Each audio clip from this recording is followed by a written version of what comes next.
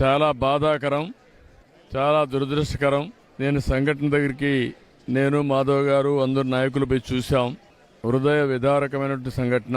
అది చూసినప్పుడు చాలా బాధ కలిగింది. ఈ సంఘటన మొత్తం కలిసి ఇప్పటికి 20 మంది చనిపోయే పరిస్థితికి వచ్చారు. 9 మంది హాస్పిటల్లో చేరి క్రిటికల్గా ఉన్నారు. 2 సేఫ్గా ఉన్నారు. మొత్తం కలిసి 31 మంది. ఇందులో చాలా మంది వీకర్ సెక్షన్స్ ఎక్కువ ఉన్నారు. అందులో కూడా ఎస్సీలు అయితే దగ్గర 12 మంది ఎస్సీలు ఉన్నారు. ఒక 9 మంది మహిళలు ఉన్నారు. ఇప్పుడు వాళ్ళని లోపల కూడా పరామర్శించాం. చాలా మంది పేదరికం, ఏదో కూలి పని చేసుకుని ఇల్లు గడపాలనే పరిస్థితి. అవన్నీ కూడా చూసిన తర్వాత జరిగిన సంఘటన పైన చాలా ప్రభుత్వం సీరియస్ గా తీసుకుంటున్నాం. ఈ సంఘటన ఇటీవల ఒక సంఘటన జరిగింది. దానిపైన ఒక ఎంక్వైరీ వేశాం. ఎంక్వైరీ రిపోర్ట్ కూడా పంపించాం. యాక్షన్ తీసుకోమని చెప్పిన తర్వాత రెండో సంఘటన జరిగింది.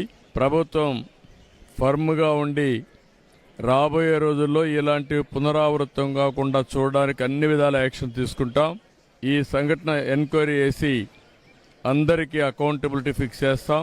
ఎవరెవరు ల్యాప్సెస్ ఉన్నాయి, ఎక్కడెక్కడ ల్యాప్సెస్ ఉన్నాయి అన్ని కూడా ఫిక్స్ చేస్తాం.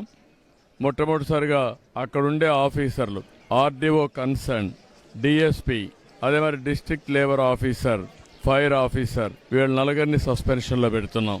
సస్పెన్షన్లో పెట్టి భవిష్యత్తులో ఎంక్వైరీ చేసిన తర్వాత ఎక్కడ లాక్సిటీ ఉన్నా, ఎక్కడ తప్పు ఉన్నా వాళ్ళపైన కూడా చర్యలు తీసుకుంటాం.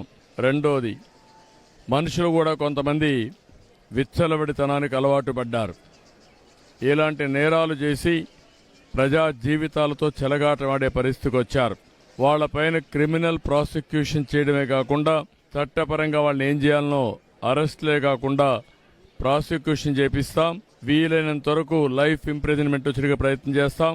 వాళ్ళ ఆస్తులు కూడా జప్తు చేసి బాధితులకు అందరికీ ఎవరైతే చనిపోయారో వాళ్ళందరూ కూడా కుటుంబాలకు అప్పచెప్తాం.